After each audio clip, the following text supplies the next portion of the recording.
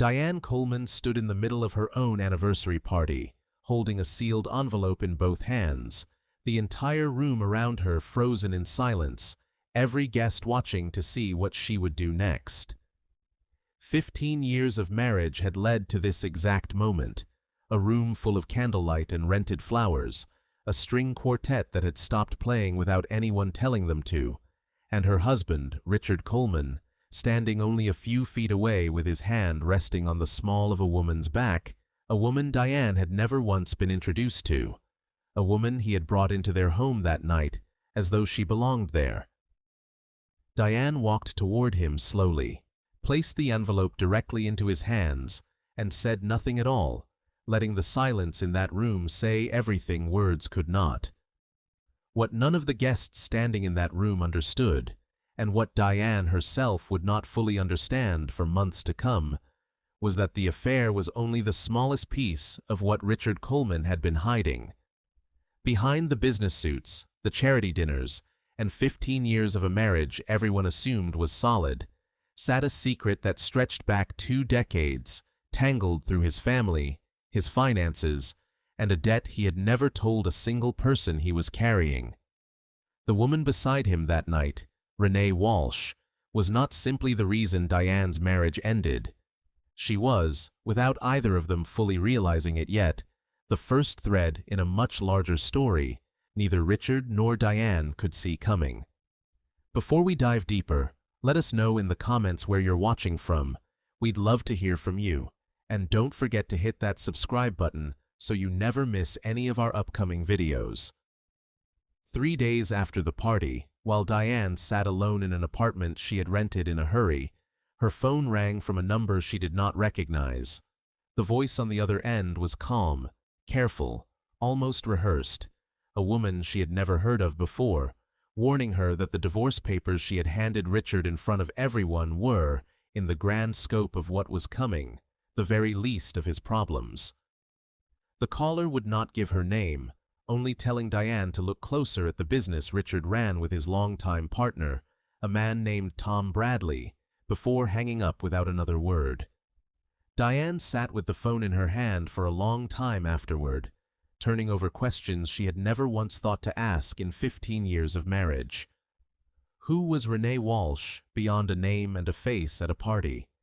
What exactly had Richard been hiding in his business dealings? And why had a complete stranger felt the need to warn her at all?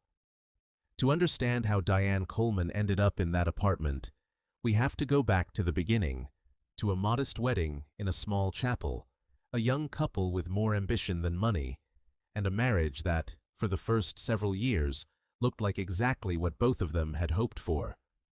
Richard worked long hours building a business from nothing, and Diane built a small event planning company of her own, the two of them leaning on each other through years that were hard, but honest. Something began to shift as Richard's business grew, trips becoming longer, phone calls becoming quieter, a version of him emerging that Diane told herself was simply stress, simply ambition, simply a man working hard for his family.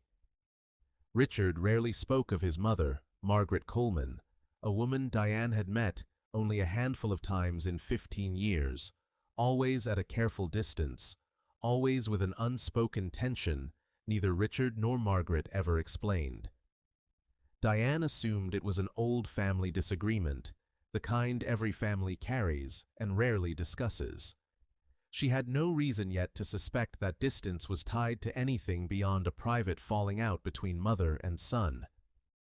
Searching through old paperwork after the anonymous call, Diane found a receipt for a storage unit rental under Richard's name, a unit she had never once heard him mention in all their years together, rented quietly nearly a decade earlier and paid for in cash every month since.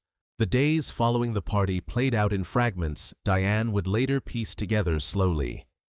Richard's attempt to explain himself the morning after fell apart within minutes, his reasoning shifting each time she pressed him, landing finally on a version of the truth that Renee Walsh was, in his words, someone who understood the pressure he was under in ways Diane no longer could.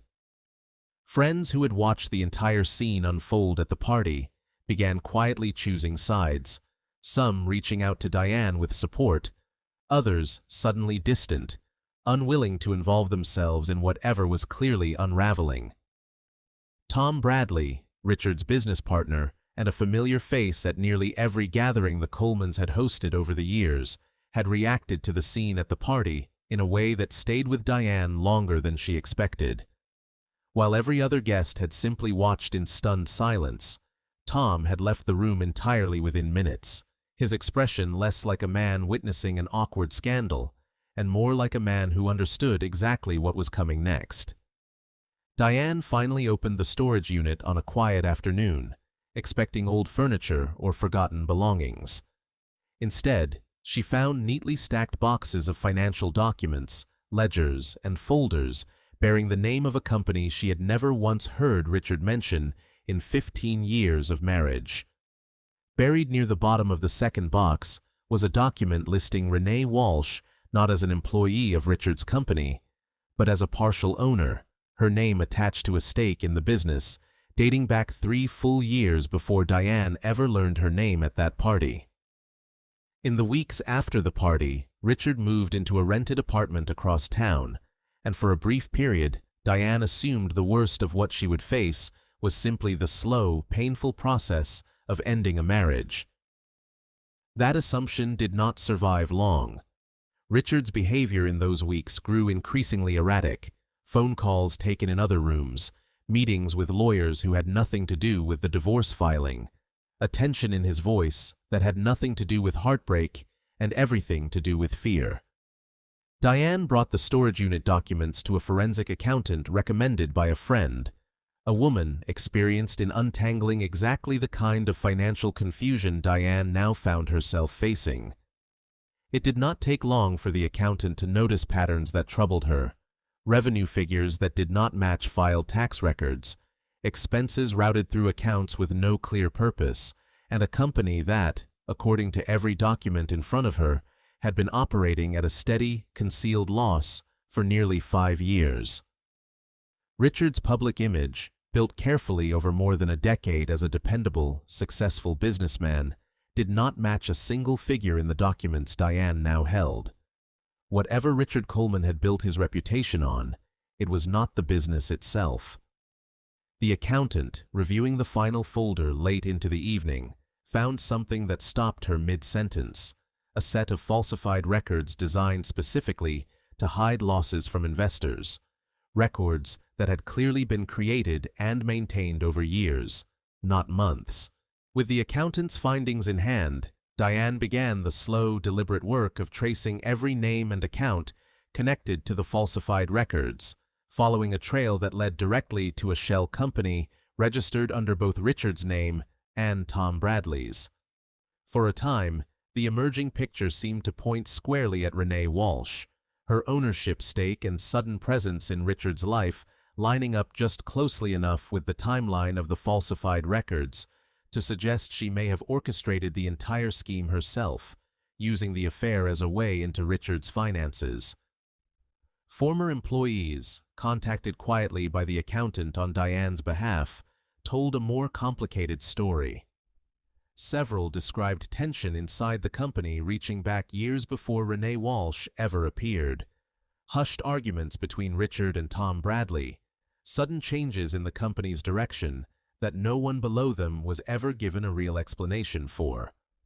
One former bookkeeper, speaking carefully, mentioned an older debt Richard had once referenced in a moment of frustration, a debt he described only as something inherited long before the business ever existed. The anonymous caller from the first days after the party reached out again, this time willing to say more. She identified herself only as someone connected to Margaret Coleman, Richard's estranged mother, and told Diane that if she wanted to understand what Richard was truly protecting, she needed to understand what happened in that family 2 decades earlier, long before Diane ever entered the picture. Diane drove 3 hours to meet Margaret Coleman for the first time without Richard present, a meeting neither woman had ever expected to have alone. Margaret, guarded at first, eventually spoke about a family business collapse more than 20 years earlier, one that left behind a significant debt tied to Richard's late father, a debt Richard had quietly taken on emotionally, if not always legally, in the years that followed, determined never to let his mother or his own family carry the weight of it the way he once had as a teenager, watching everything fall apart. The shell company, Margaret explained through pieces Richard had let slip to her over the years despite their distance, had never been built purely for personal gain. It began, at least in Richard's mind, as a way to quietly repay a debt he believed still hung over his family's name, a debt that had grown increasingly difficult to manage honestly the longer he let it define his decisions. Renee Walsh, once positioned in Diane's mind as a calculated villain, began to look far less certain under closer examination. Interviews arranged through the accountant suggested Renee had been drawn into Richard's business dealings gradually, her understanding of the full scope of the falsified records limited, her role far smaller than the ownership stake on paper implied. As this new picture came into focus, Tom Bradley disappeared entirely, missing scheduled meetings, unreachable by phone, and, according to a frantic call from the company's remaining staff, gone along with a significant amount of company funds that had vanished from the accounts within the same week. Investigators brought in by Diane's legal team, working alongside the forensic accountant, uncovered evidence that reframed the entire case. Tom Bradley had been embezzling from the shell company independently for years, using Richard's original falsified records, meant only to hide the company's early losses, as convenient cover for a much larger scheme entirely his own. Richard, in this new light, was not simply a man hiding financial trouble, but also, without fully realizing it, a victim of a fraud larger and more calculated than the one he himself had built. Renee Walsh, facing her own potential legal exposure once investigators began circling the shell company, agreed to cooperate fully, turning over documentation that confirmed Tom Bradley's far greater involvement in the years of missing funds, evidence that shifted the direction of the entire investigation almost overnight. In a quiet, difficult conversation neither of them expected to have, Richard finally told Diane the full truth, not as a defense, but as an explanation 15 years overdue, about his father's collapse, his mother's silence, and the shame he had carried alone rather than risk involving the family he built with her. Within days, a federal investigation opened into the company's finances, and Diane, reviewing old paperwork with her lawyer, realized with a cold shock that her own signature appeared on several documents years earlier, filed as Richard's spouse, without her ever understanding what she was signing at the time. The months that followed unfolded publicly and painfully, depositions and hearings drawing exactly the kind of attention Richard had spent his entire life trying to avoid. Diane, working closely with her own legal counsel, fought to separate herself entirely from liability tied to a business she had never had any real involvement in. Even as her name appeared on paperwork she barely remembered signing. Investigators eventually located Tom Bradley in another state, arresting him as he attempted to access remaining funds through a new account. His defense, once the case reached formal proceedings, leaned heavily on shifting blame back toward Richard and Renee, painting himself as simply one participant among several rather than the primary architect of the missing funds. Amid the unfolding legal battle, new financial records surfaced suggesting Margaret Coleman had known far more about the shell company's true purpose from its earliest days than she had let on during her conversation with Diane, raising uncomfortable new questions about exactly how much of Richard's secrecy had, in fact, been inherited directly from his mother's own silence. The final piece of the story arrived through Margaret Coleman herself, who finally admitted, under the weight of the ongoing investigation, that she had quietly contributed a portion of the original family debt repayment herself decades earlier, using money Richard never knew she had access to. The debt Richard had spent 20 years believing still defined his family's shame had, in reality, already been substantially resolved long before he ever built a single falsified record to address it. The legal proceedings concluded with Tom Bradley receiving the harshest sentencing for his years of independent embezzlement, Richard facing lesser charges tied directly to the falsified records he had created, and Renee Walsh avoiding prosecution in exchange for her full cooperation throughout the investigation. Diane, cleared entirely of liability once her lawyer demonstrated she had no knowledge of the shell company's true purpose, walked away from the marriage with her name and her own business fully intact. In the months that followed, Diane rebuilt her event planning company into something larger than it had ever been, drawing in part on everything she had learned, navigating the wreckage of a marriage built on a secret that predated her involvement by 20 years. She began quietly mentoring other women facing similar financial deception in their own relationships, turning what she had survived into something useful for others, walking the same path. Was Richard Coleman a man who deceived his wife for personal gain, or a man carrying a debt that was never truly his to bear alone in the first place? That question would follow everyone connected to this story long after the courtroom doors closed. For the final time, a year after the party that ended her marriage, Diane stood once again in a room full of candlelight and rented flowers, this time hosting the anniversary celebration of her own growing company, surrounded by a team she had built entirely on her own terms. The string quartet played uninterrupted this time, and for the first time in longer than she could remember, Diane Coleman stood in a room full of people without waiting for the next secret to surface. What do you think?